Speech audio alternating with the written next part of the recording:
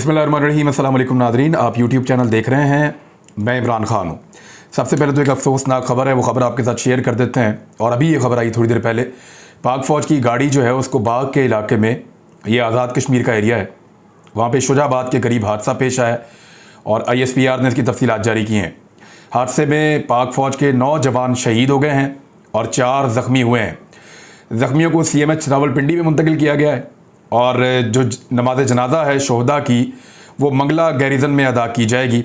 और core commander Rawalpindi और दीगर लोग नमाज जनाजा में जो है उन्होंने शिरकत की है। और जो जस्द खाकी है वो उनके इलाकों की तरफ जो शोहदा हैं, जहाँ जहाँ उनके घर हैं, उनके वहाँ प्यारे हैं, वहाँ पे उनके रवाना कर दिए गए। इंतहाई अफसोसनाक वाक़या है।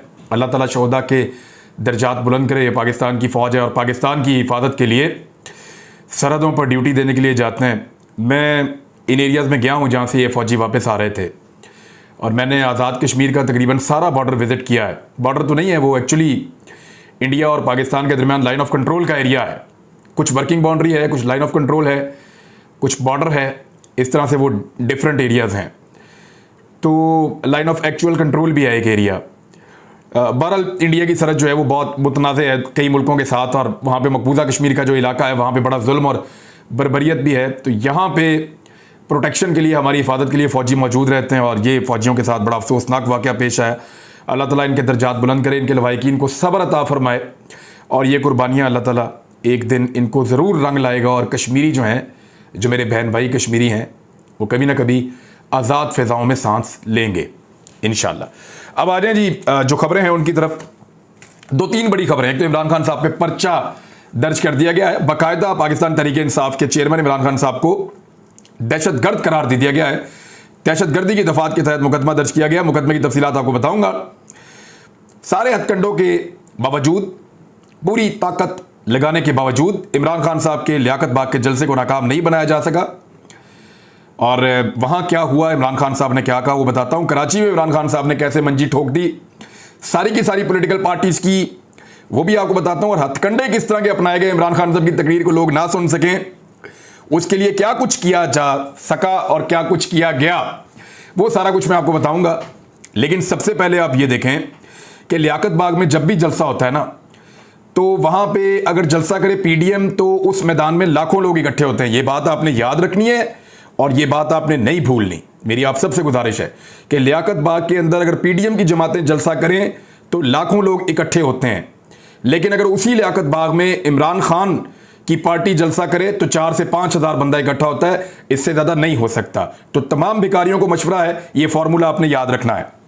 अब जितने ज़्यादा लोग जलसागाह के अंदर थे, उसकी तस्वीर और मनाज़िर आप देख लें, आपको ज़रा समझ आ जाएगी कि क्या सूरत हाल है। उससे ज़्यादा बंदे जलसागाह के बाहर भी थे, लेकिन ये 4,000 से 5,000 से ज़्यादा नहीं थे। ये मैं भिखारियों को बता रहा हूँ कि आपने इस पर पक्के रहना है कि 4,000 से ज़्यादा, मैक्सिमम 5,000 तक जाना है, इससे ऊपर आपने नहीं जाना। तो जितने बंदे जलसागाह के अंदर थे, पूरा हर तरफ से भरा हुआ था और जिस तरह आपको नजर आ रहा है वो अब आपके सामने है। और इससे ज्यादा बंदे जलसागाह के बाहर थे और इमरान खान साहब ने बड़ी धुआंधार तकरीर की है, बड़ी उन्होंने कड़ाकेदार जो है वो तकरीर की है। और इमरान खान साहब ने आज ये भी बताया कि चीज़ें उनके दौर में कितनी महंगी मिल रही हैं, जो अब हुकूमत बनाकर आए हैं। ये जो अब हुकूमत आई, इंपोर्टेड हुकूमत, महंगाई का नाम लेकर आई थी ना, तो आज उन्होंने पोल खोला कि मेरे दौर में चीज़ें कितने की बिक रही थी 4-5 माह पहले, और इनके दौर में चीजें कितने की बिक रही हैं 4-5 माह के बाद। तो 4 माह के अंदर उन्होंने पाकिस्तान का कितना बेड़ा गर्क किया, उसके बारे में भी इमरान खान साहब ने बताया। डॉलर जो है वो 215 रुपए से ऊपर का है। इमरान खान साहब के दौरे हुकूमत में जब तहरीक अदम एतमाद पेश की गई थी तो 178 रुपए का था। पेट्रोल की कीमतें, आटा, चावल, घी, दालें, अंडे, हर चीज का इमरान खान साहब ने फिर बताया, सब्जियों का भी बताया। तो मेरे ख्याल में वो वहां पर लेकर आ गए अपनी मुहिम को, जहां पे अब पब्लिक को डायरेक्टली एड्रेस किया जा रहा है। इमरान खान साहब ने कहा कि मैं अमेरिका की नौकरी नहीं करना चाहता था, इसलिए मुझे निकाला गया है। नवाज शरीफ को तो करप्शन पे निकाला गया है। और उसके साथ साथ इमरान खान साहब ने और बहुत सारी चीजें बताई कि शहबाज गिल को नंगा करके मारा है ताकि उसकी ज़हनी कैफियत जो है वो मुतासर हो जाए। देखिए, हम जिस्मानी टॉर्चर करके एक बंदे को मैक्सिमम एक हद तक आप कर सकते हैं, उसने बाद में अदालत में ही जाना होता है। और आप एक हद से ज़्यादा मार नहीं सकते, जिस्म पे आप ऐसे निशान नहीं डाल सकते, बगैर निशान के भी फेंटी शंटी लगाते हैं। लेकिन जब आप एक बंदे को मारते हैं, ज़्यादा मारते हैं, तो वो एक हद तक आप मार सकते हैं, फिर उसको अदालत में जाना होता है। ये कोई ऐसा हार्डकोर क्रिमिनल तो है नहीं। तो ना अपने पुलिस ने जो छुपा कर रखा हुआ है कानून से, उसको हर दूसरे दिन अदालत में पेश होना है, और सामने आने वाला आदमी है, नॉन आदमी है, एक लेवल तक ही आप जा सकते हैं। लेकिन जब आप किसी के कपड़े उतार देते हैं तो उसको आप ज़हनी तौर पे बहुत अजियत का निशाना बनाते हैं और उसको बहुत ज़्यादा तकलीफ आप देते हैं, उसकी शख्सियत को तोड़ने की कोशिश करते हैं। और ऐसी सूरत हाल में इमरान खान साहब को बताया गया है कि शहबाज गिल है। इमरान खान साहब ने कहा कि जिसने लड़ना है यार खुल के सामने आओ। यानी उनका लुब्बे लुबाब मैं आपको बता देता हूँ कि चुप चुप के कौन क्या कर रहा है। उन्होंने कहा न्यूट्रल से पूछता हूँ कि क्या वो वाकई न्यूट्रल है। ये सवाल उन्होंने पूछा, जायज़ सवाल है, वो पूछना चाह रहे थे, उन्होंने पूछ लिया। उन्होंने कहा जिसने करना है वो खुल के करो जो कर रहा है। ये क्या तरीका है? पुलिस वाले उनको बताते हैं मई के वाकयात में भी, यानी अब पंजाब में हुकूमत है ना पाकिस्तान तहरीक इंसाफ की, तो जब पुलिस वालों से पूछते हैं तो वो बताते हैं जनाब हमें तो बस बहुत ऊपर से हुक्म था। तो इमरान खान साहब ने कहा कि जितना टॉर्चर हुआ है उससे तो देख के लगता है वाकई कहीं बहुत ऊपर से हुक्म था। अभी ये जो शहबाज गिल के साथ किया गया इस पर भी उन्होंने बताया पीछे से बूट लगा हुआ था। अब ये जो सारी चीज़ें हैं ये इमरान खान साहब को नजर आ रही हैं, समझ आ रही हैं कि हो क्या रहा है और कैसे हो रहा है। इनकी तकरीर को बंद करने के लिए इमरान खान साहब की पहले तो पैमरा ने यह कहा कि जनाब पाबंदी है इमरान खान पे बात करने पे, वो आप उनको लाइव टेलीकास्ट नहीं कर सकते। बाद में कहा कि आप डिले के साथ कर सकते हैं, रिकॉर्डेड करके कर सकते हैं।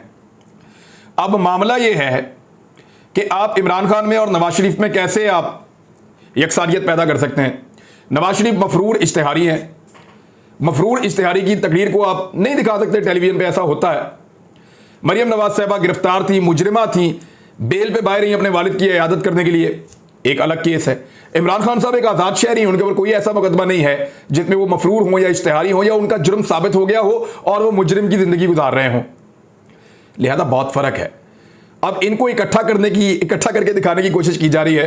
एक व्हाट्सएप ग्रुप है, उसके अंदर डाला गया एक मैसेज, और वो मैसेज डाला गया कि 3 दफ़ा के वज़ीर आज़म को, यहाँ से वो शुरू होता है कि 3 दफ़ा के वज़ीर आज़म को जो है वो बंद किया हुआ है, और ये जो इमरान खान साहब हैं इनको क्यों नहीं बंद किया जा सकता, और ये वो इस तरह करके उन्होंने बात की।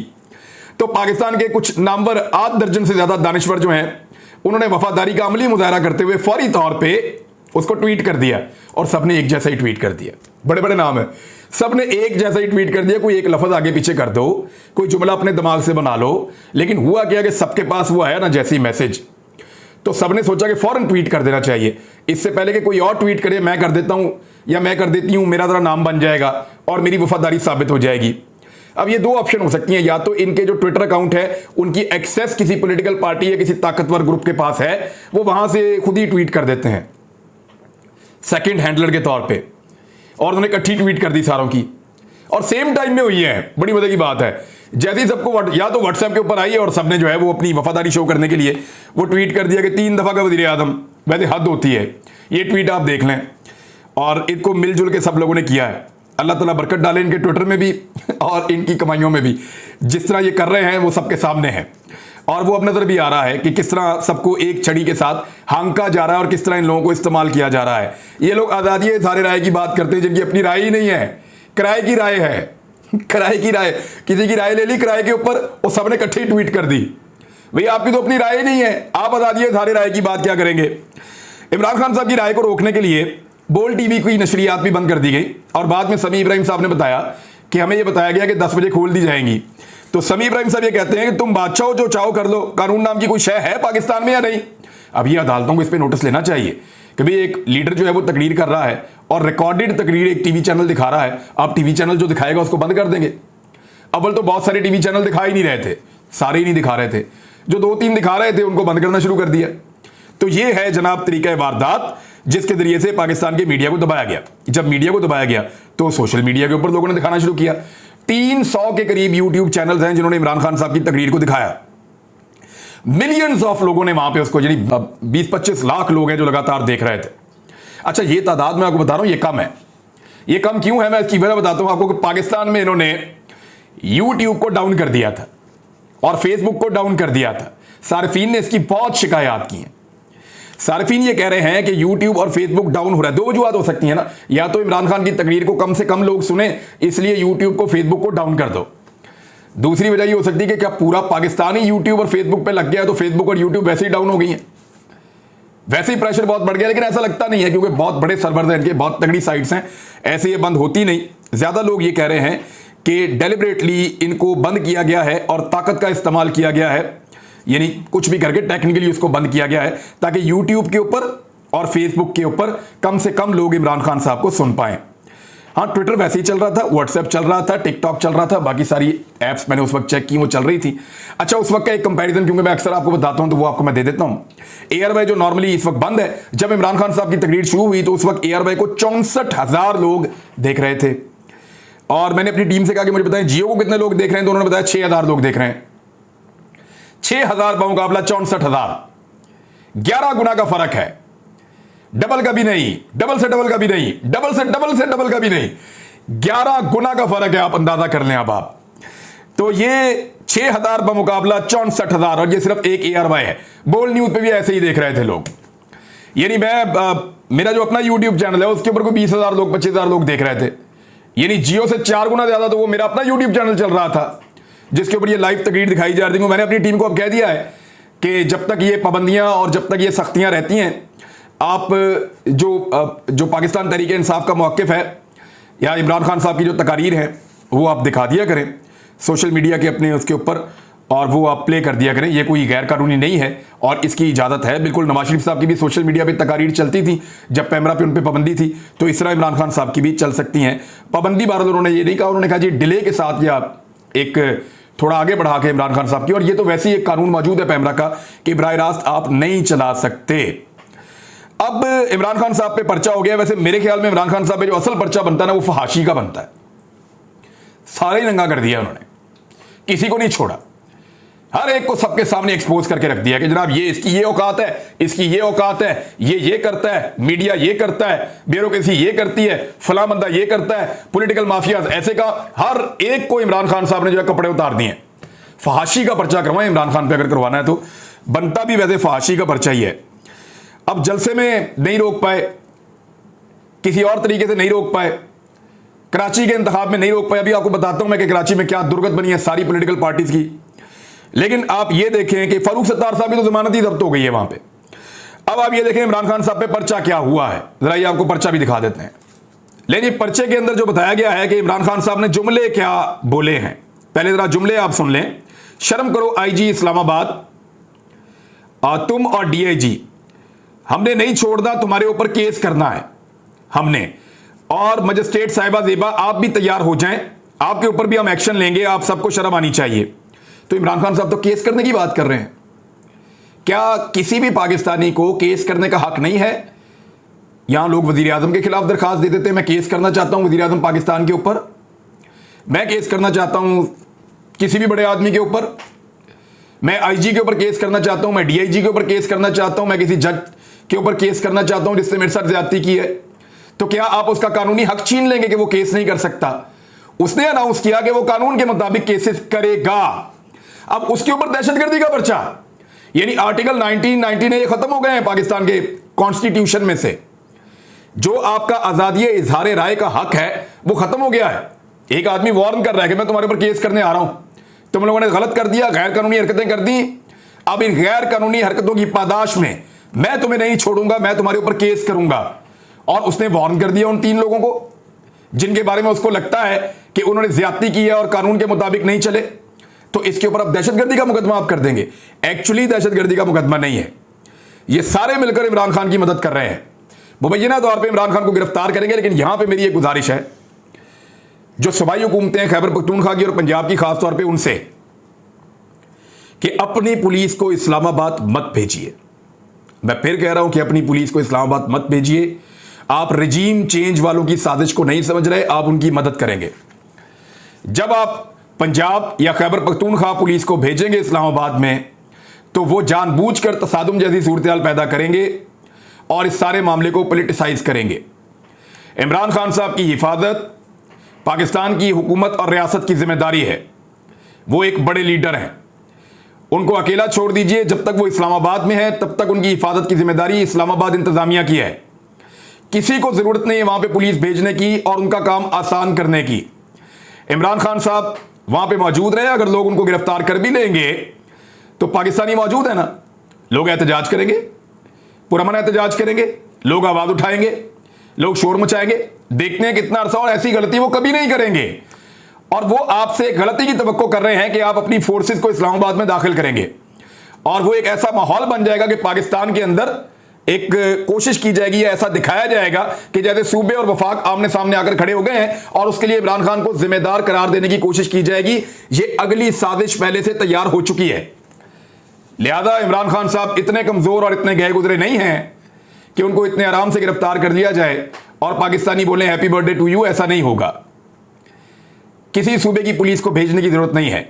अगर गिरफ्तारी से इतना डर लगता है तो इमरान खान साहब किसी सूबे में चले जाएं, लेकिन सूबे की पुलिस को वफाक में बुलाकर एक नया मौका फराहम करने की बिल्कुल कोई जरूरत नहीं है। मुझे आज पता चला वज़ीर दाखिला से कि अफगानिस्तान पाकिस्तान का दुश्मन मुल्क है। पहले मुझे इस बात का पता नहीं था। बहरहाल देखते हैं कि सफाइयां वफाइयां क्या वो देते हैं, जब आएंगी तो वो भी आपके साथ शेयर कर लेंगे। अब आ जाए जरा कराची वाले इलेक्शन की तरफ। इधर इमरान खान को दबाने की सारी कोशिशें होती हैं, वो वहां पे पब्लिक उनको फिर इलेक्शन जितवा देती है, सारी अवाम उनके साथ जाके खड़ी हो जाती है।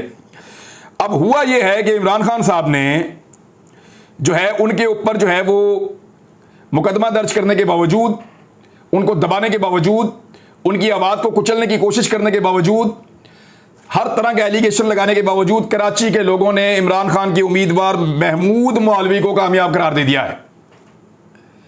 यानी इलेक्शन हुआ आमिर लियाकत हुसैन की खाली होने वाली नशिस्त के ऊपर, और अब तक की जो वोटिंग रिजल्ट्स आ रहे हैं उनके मुताबिक तहरीक लब्बैक ने जितने वोट लिए उतने ही सारी जमातों ने मिलकर लिए हैं। यानी इस वक्त की सूरत यह है कुछ 4,500-5 हज़ार वोट तहरीक लब्बैक का बना हुआ है और इतना ही 5-5.5 हज़ार वोट जो है वो सारी जमातों का मिलकर बना हुआ है। एमजीएम का उम्मीदवार था, सारी जमातें उसको सपोर्ट कर रही थी।